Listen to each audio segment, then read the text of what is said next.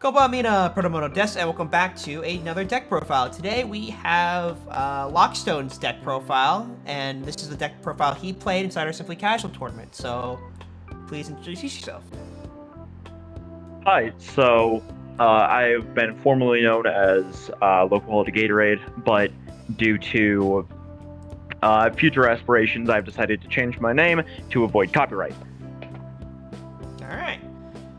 So, you placed 4th overall in the tournament with 2 wins and 1 loss. So, explain your reasoning behind your ratios in terms of like what we were playing over here. So, this is like it's sort of like Scrap Dino in a way, right? Okay, so basically what I was thinking was Ash wasn't good really in the format that we did this. So I was just thinking, okay, put in the good hand traps in the form of Ogre, Lancia, and Gamma, which is why I'm running Omega in the main deck in case I need to Gamma and Ash.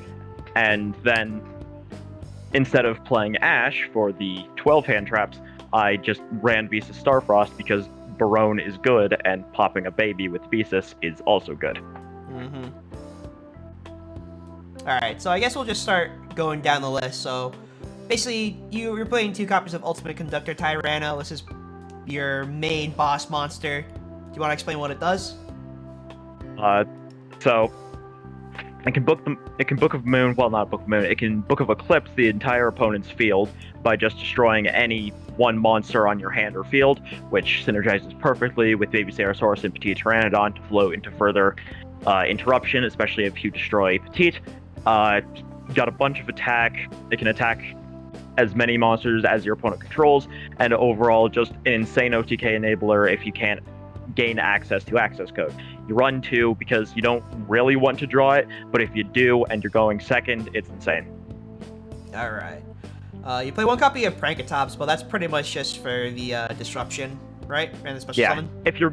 If you're going second, then and you happen to draw it, you can just special summon it. If you're going first and you open Tyranno, you can summon Tyranno using its own effect, and then just summon Pank off of Pill.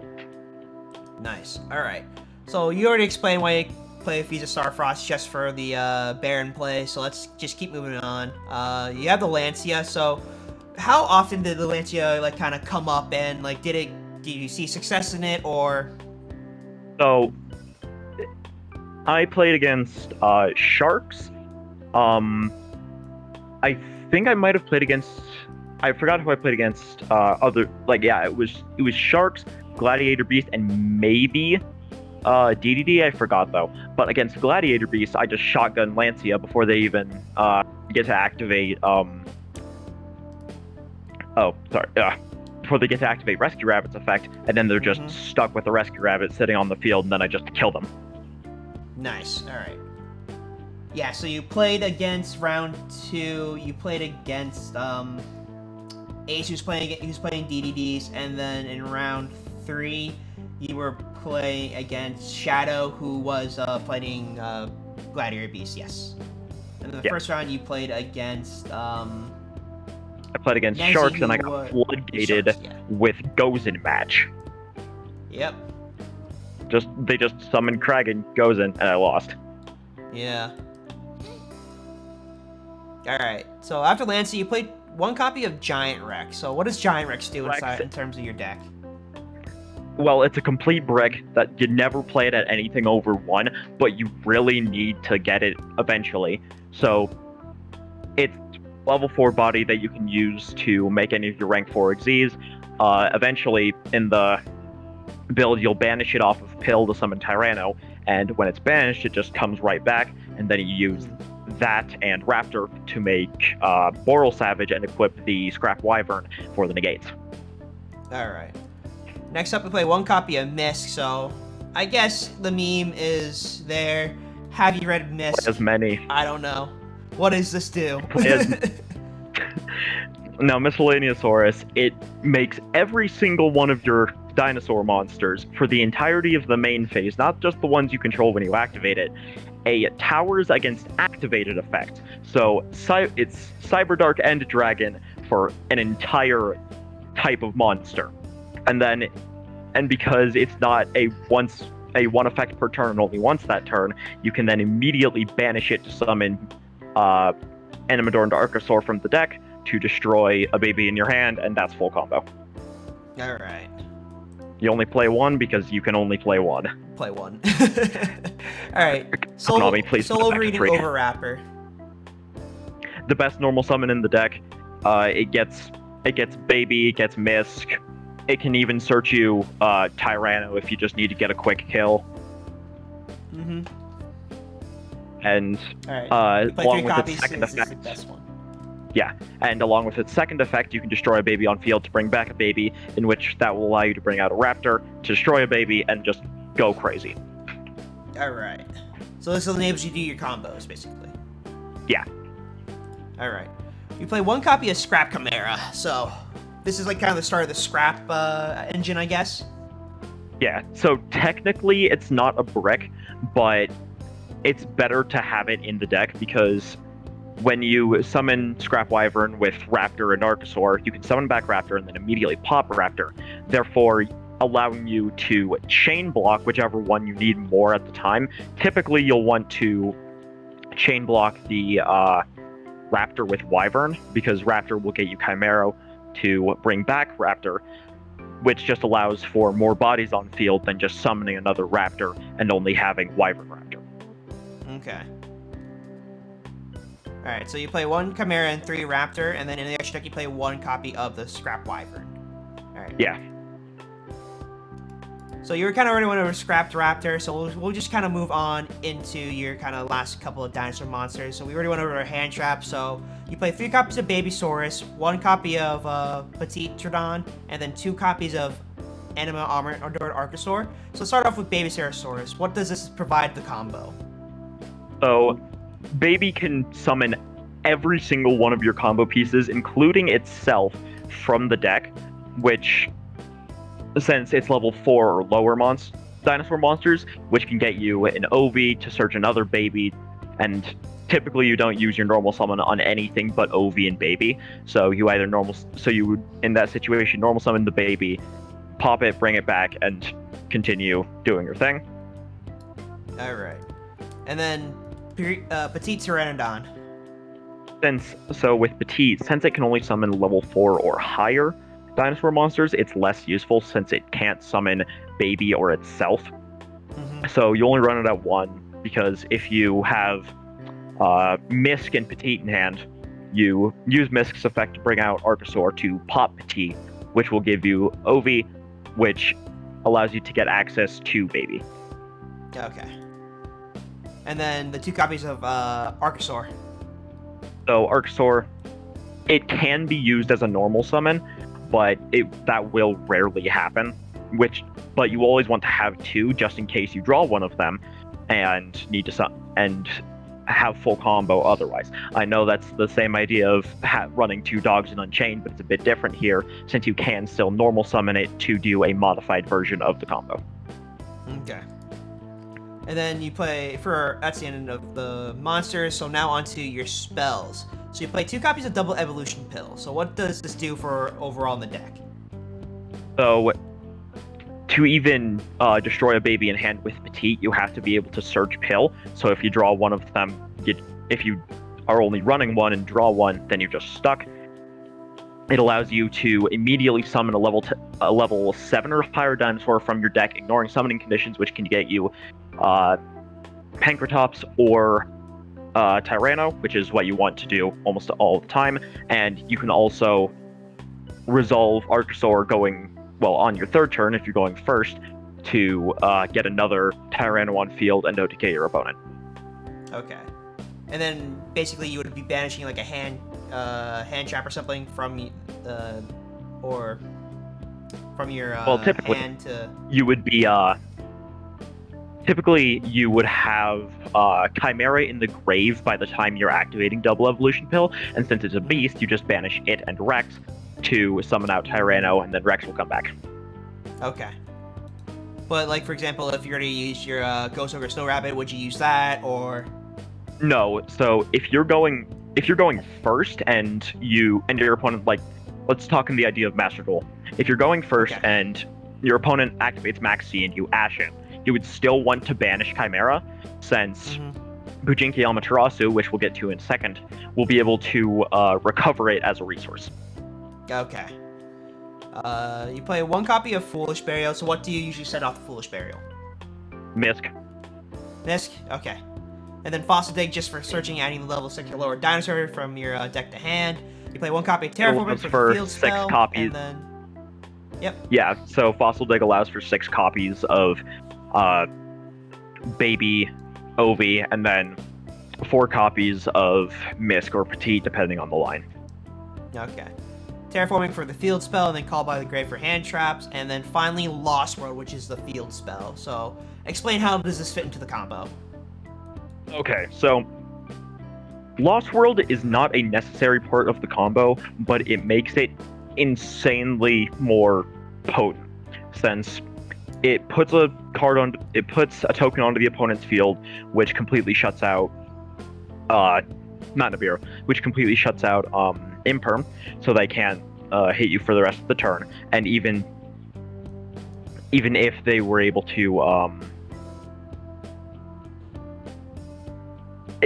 target you with something like, let's say, Effect Veiler, if the token's already on the field, they can't, because Lost World, if your opponent controls a just any token, they cannot target monsters on the field with card effects except for the tokens. And the tokens are normal monsters.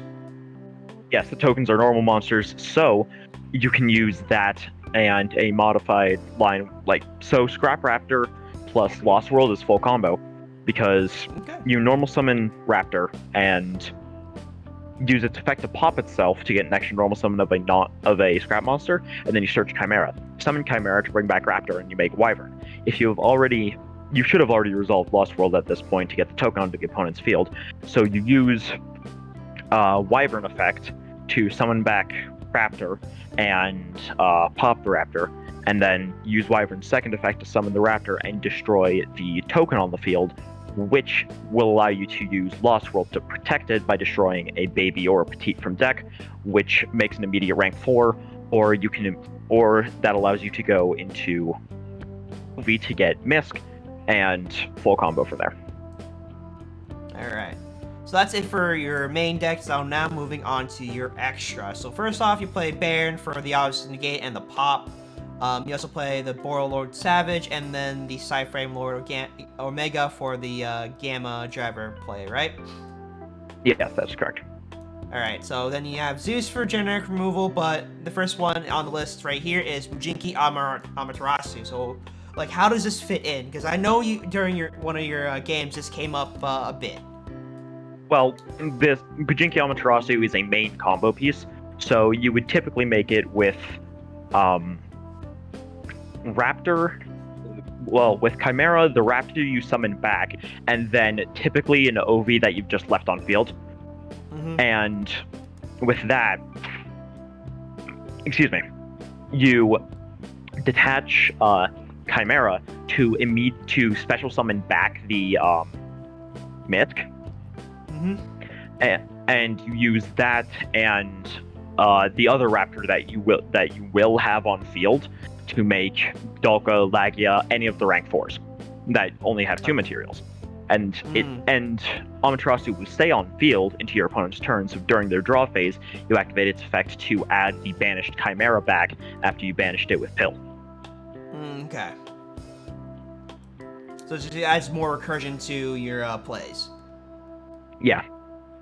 And you typically run Amaterasu to recycle Misk into the graveyard over something like Omega to recycle it, or Nemesis Keystone, which both have been variants I experimented with in the past, since Nemesis Keystone will put it back into the deck, which means you actually have to draw it or search it out, which you won't always have access to, and that's the same thing with Omega. But the benefits of the Nemesis Keystone line will allow you to make an Eteria Beast, but having immediate access to Chimera into another rank 4 or Misk still in the grave beats out the infinite spell negates. Alright. So next up we have Evolzar Lagia. So typically, which over the two of Dolka or Lagia, which one do you typically prefer to go into? Which one do you think you might switch out, stuff like that? You're playing blind. Like, if you're playing it blind into your opponent's like, if you're going first and it's game one, you typically want to make Dolka because a lot of modern Yu-Gi-Oh is based on monster effect. Mm-hmm.